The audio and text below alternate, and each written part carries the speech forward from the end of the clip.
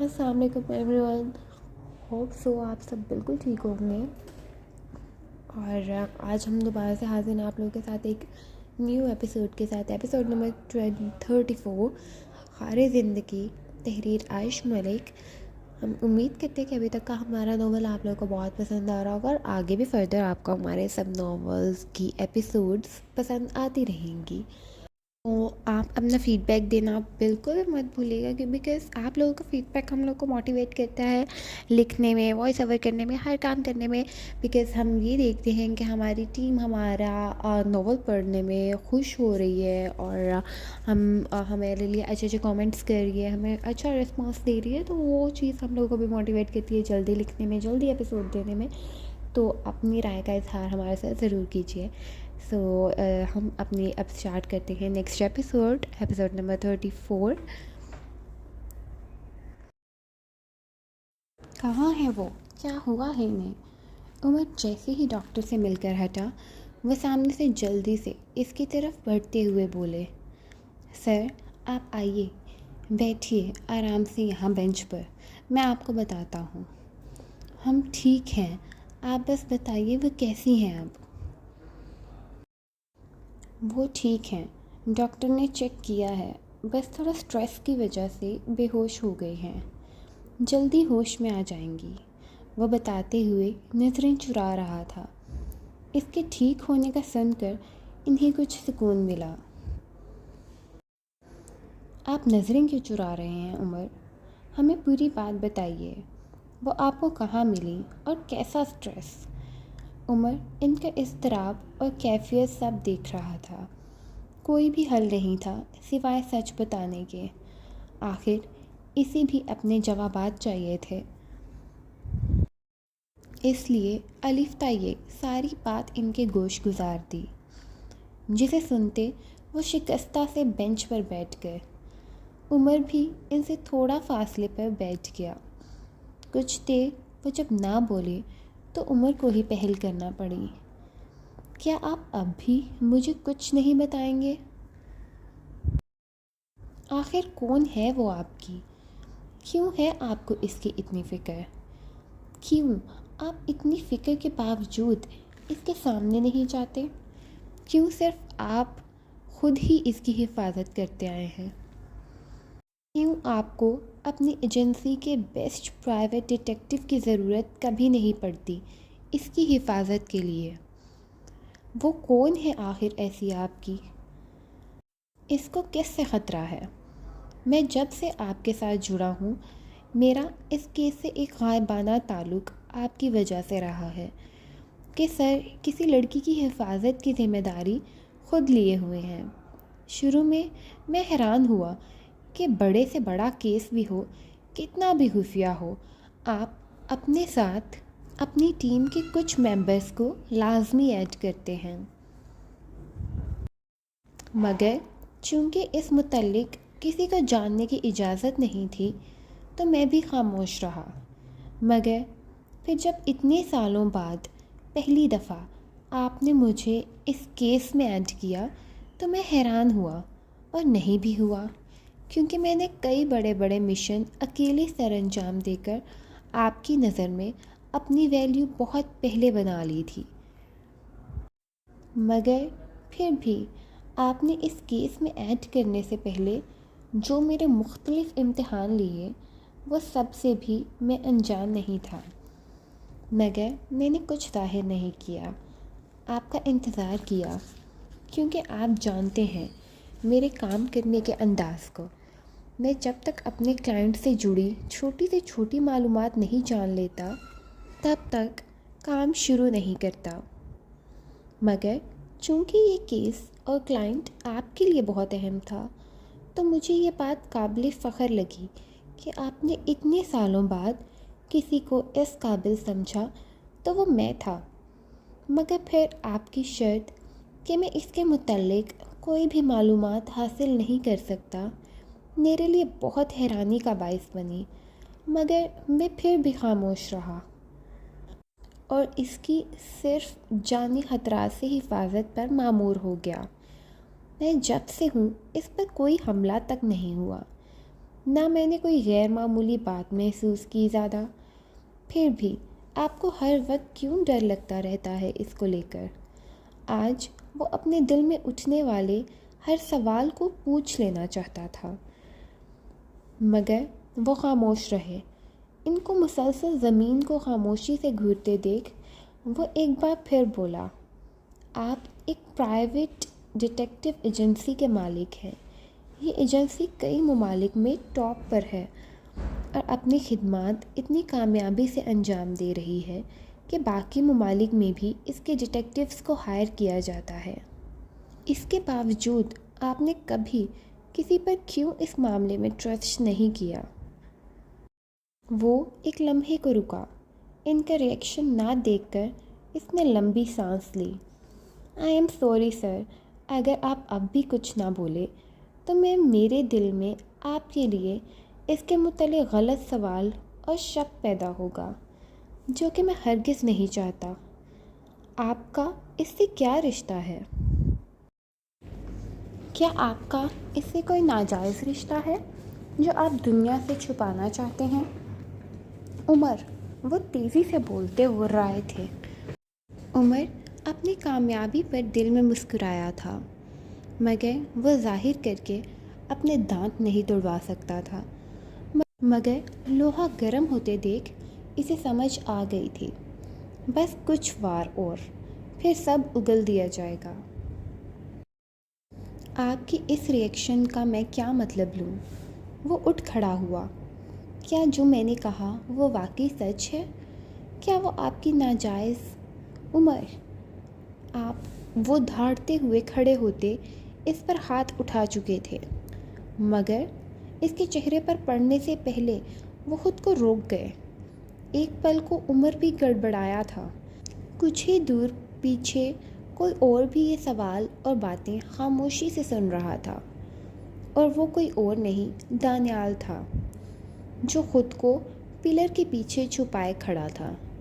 وہ مسلسل عمر کا پیچھا کرتے یہاں پہنچا تھا، مگر وہ اس وقت کسی قسم کی بدمزگی نہیں چاہتا تھا، اسی لیے خاموشی سے امید کے ہوش میں آنے کا انتظار کر رہا تھا۔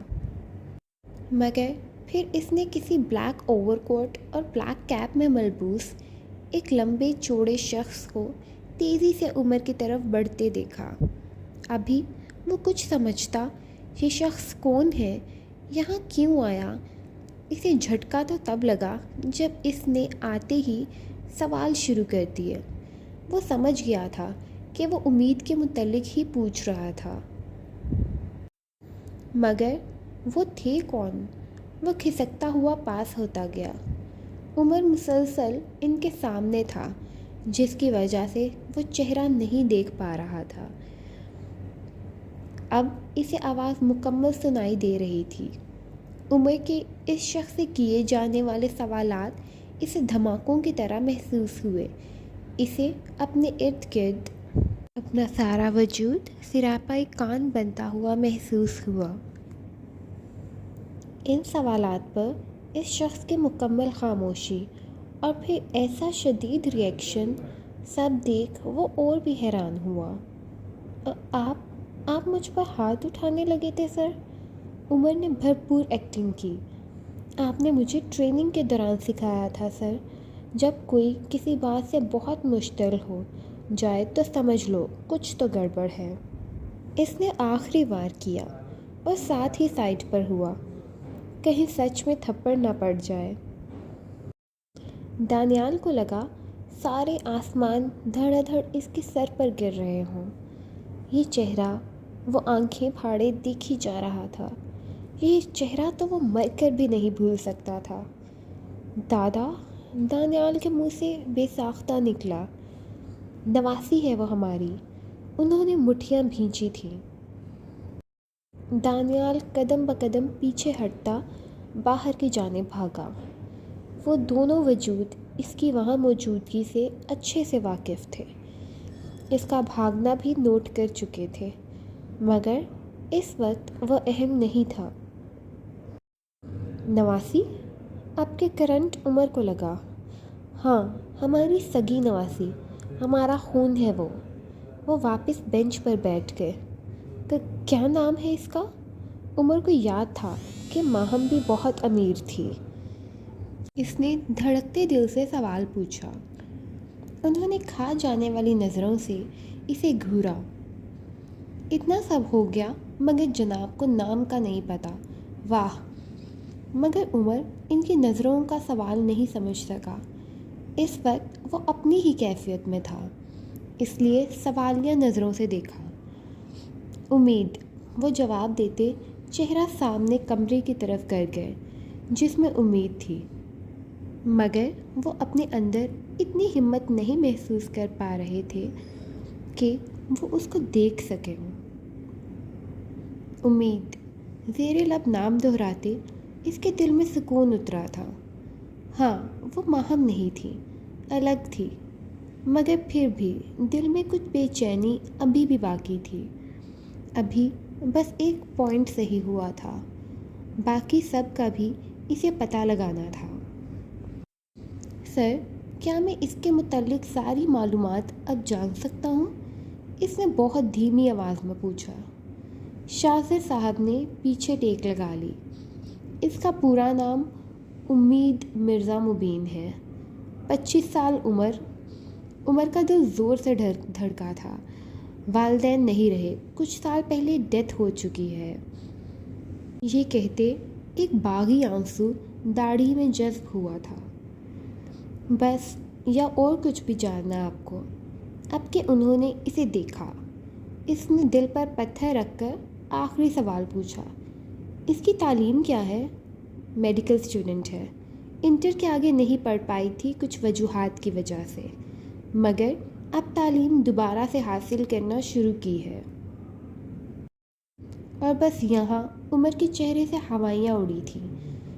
کیا نام تھا اس کے کالج کا جہاں سے اس نے انٹر کیا؟ انہوں نے کچھ پل اس کے چہرے کو دیکھا اور پھر نام دہرایا۔ وہ یکدم کھڑا ہو گیا۔ تو شک صحیح نکلا، وہی ماہم تھی، وہی آبدار تھی اور وہی امید ہے۔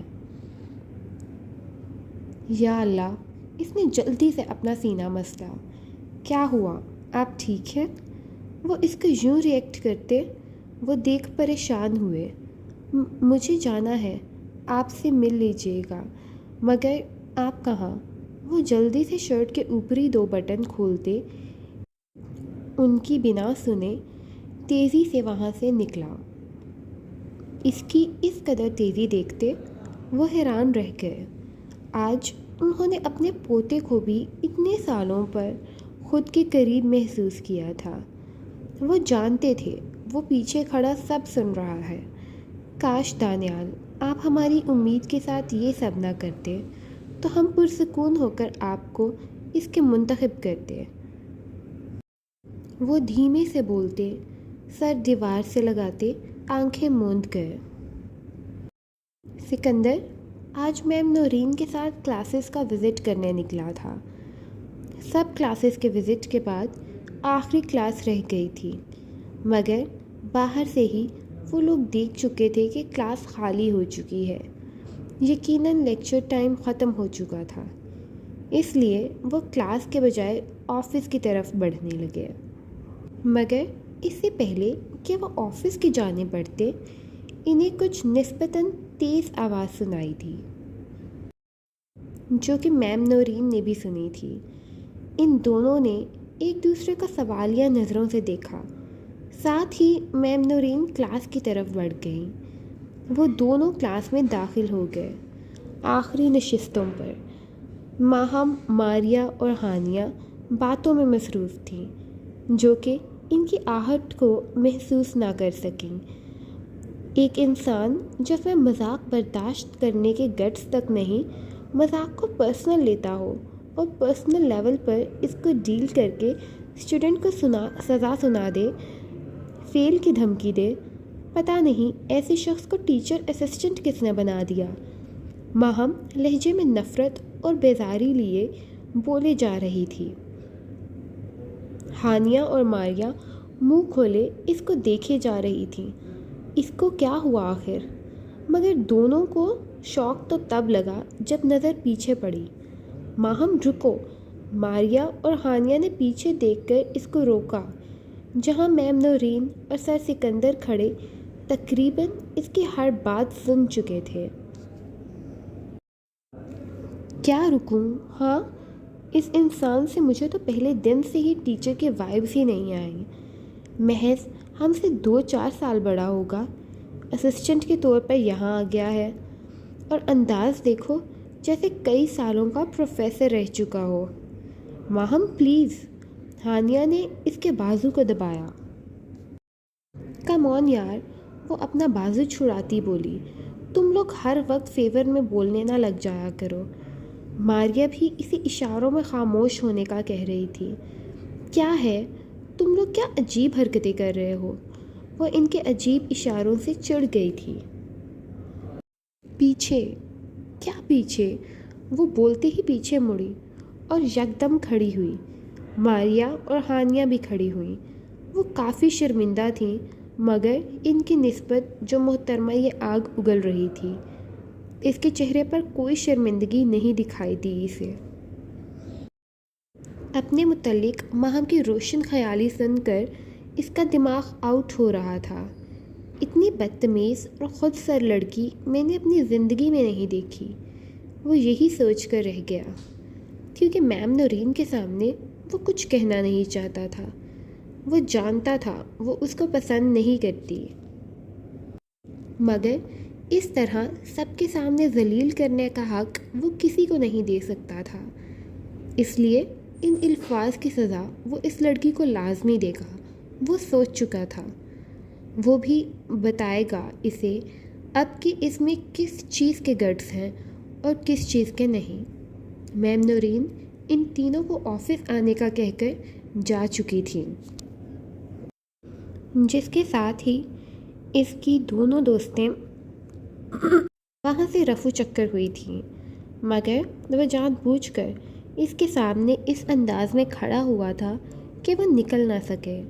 وہ نوٹ کر چکا تھا کہ اسے سمجھ نہیں آ رہی تھی وہ کیا کرے، باہر جائے یا اس کے جانے کا انتظار کرے۔ ہوشیاری کرتی وہ گھوم کر سائڈ سے نکلنے لگی۔ جب وہ دوسری سائڈ سے بھی اس کے سامنے آتا اسے روک گیا۔ کیا کہہ رہی تھی تم؟ کہ میں نے مذاق کو پرسنل لیول پر لیا ہے، یہی کہا تھا نا تم نے ابھی؟ بغیر آپ جناب کا لحاظ کیے وہ سیدھا تم پر آیا تھا۔ ان الفاظ سے وہ ٹھٹکی اور اس کی طرف دیکھا۔ ہاں تو کیا نہیں کیا آپ نے ایسا؟ وہ سر کو ہلکا سا ہلاتا تھوڑا سا مزید اس کی طرف ہوا تھا۔ چلو تمہیں اگر ایسا لگتا ہے تو ایسے ہی رہنے دیتے ہیں اس کو اب آگے سے۔ وہ ناسمجھی سے اس کی طرف دیکھ رہی تھی، کیونکہ اب پرسنل لیول کی دشمنی کا الزام لگا کر تم میری کردار کشی کر رہی تھی، تو اس بات کو ایسے ہی تھوڑی جانے دوں گا میں۔ وہ لہجے کو سسپینس فل بناتا تھوڑا سرگوشی سے بولا۔ تو ٹھیک ہے مس ماہم، آج سے میں اپنی اس کلاس میں ایکسٹینشن اگلے 6 ماہ کے لیے بڑھا رہا ہوں۔ اپنی اس بات پر اس کے چہرے کے رنگ اڑے تھے۔ ارے تمہارا رنگ تو ابھی سے اڑ گیا، ابھی تو میں نے بات بھی مکمل نہیں کی۔ وہ اب باقاعدہ اس کا مذاق اڑانے والے انداز میں بول رہا تھا۔ تو میں کہہ رہا تھا، وہ سر کھجانے کی ایکٹنگ کرتا اس کے گرد گھومنے لگ گیا، جبکہ وہ آنکھیں پھاڑے اس کو دیکھے جا رہی تھی۔ ہاں، میں یہ کہہ رہا تھا کہ اب سے آگے 6 مہینوں تک تمہیں اپنے وہ سارے گٹس دکھاؤں گا جس کے بعد تمہارا باپ بھی تمہیں اس ذلت سے نہیں بچا پائے گا جو میں نے آج اپنی موم کے سامنے محسوس کی ہے۔ موم؟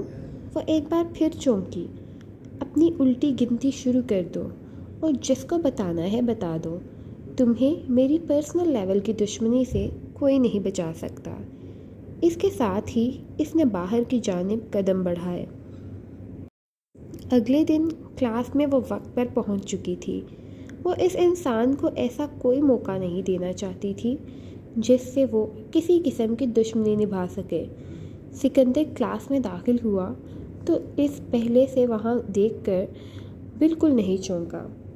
بنا کوئی تاثر دیے وہ کلاس شروع کر چکا تھا۔ پورے 20 منٹ پہلے اس نے لیکچر ختم کر دیا۔ اس کے دماغ میں کچھ چل رہا تھا جس کے لیے اسے آخر میں کچھ وقت بچانا تھا۔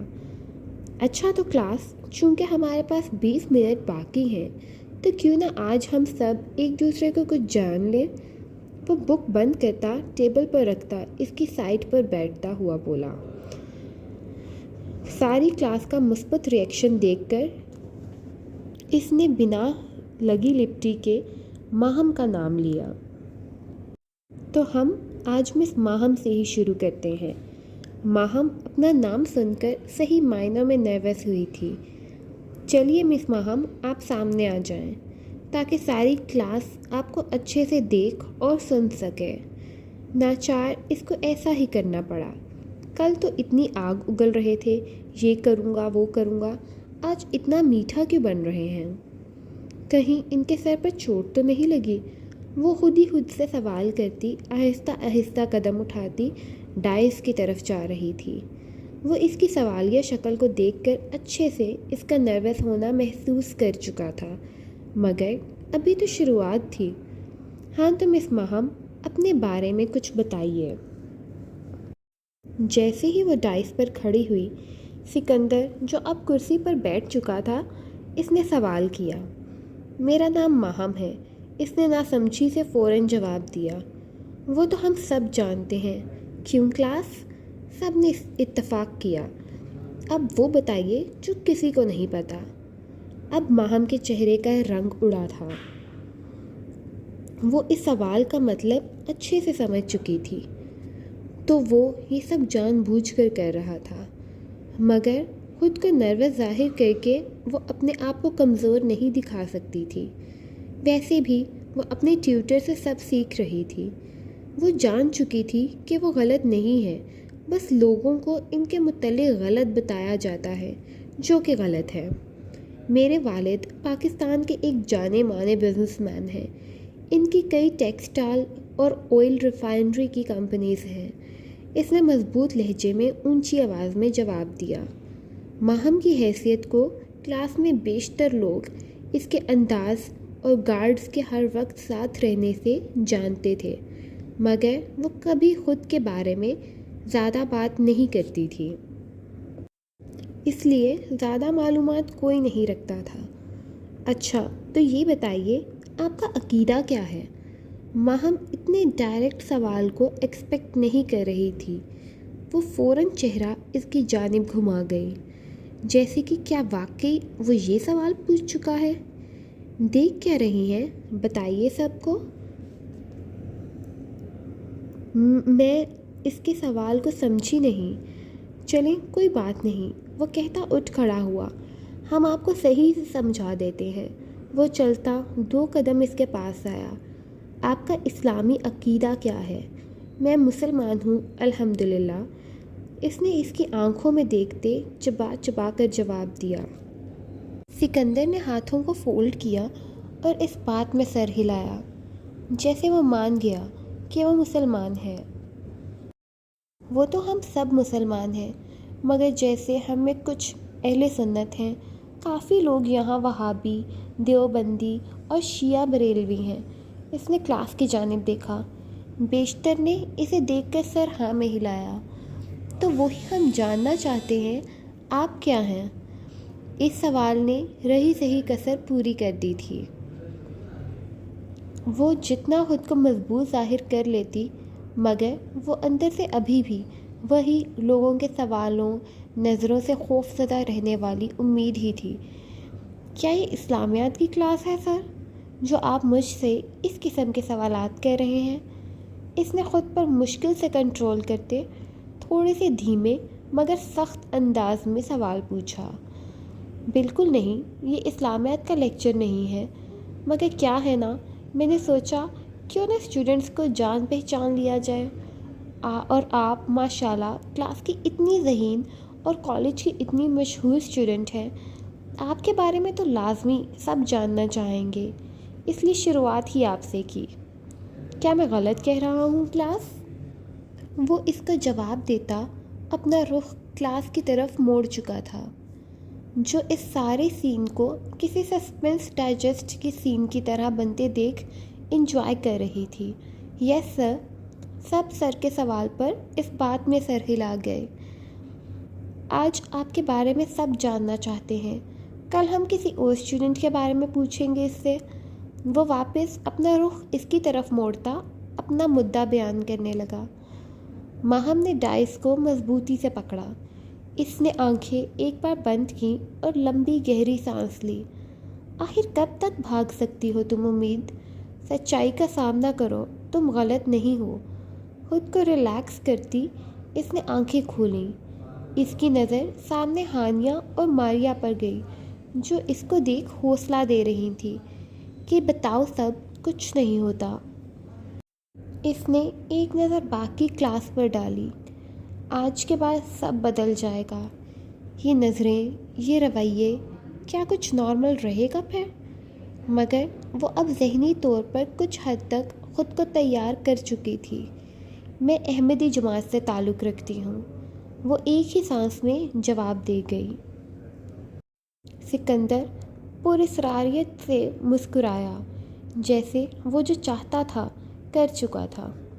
اپنا جواب دے کر اس نے ساری کلاس پر نظر ڈالی، سب کو جیسے سانپ سونگھ گیا ہو، خاص کر ماریا اور ہانیہ، وہ تو شوق میں تھیں۔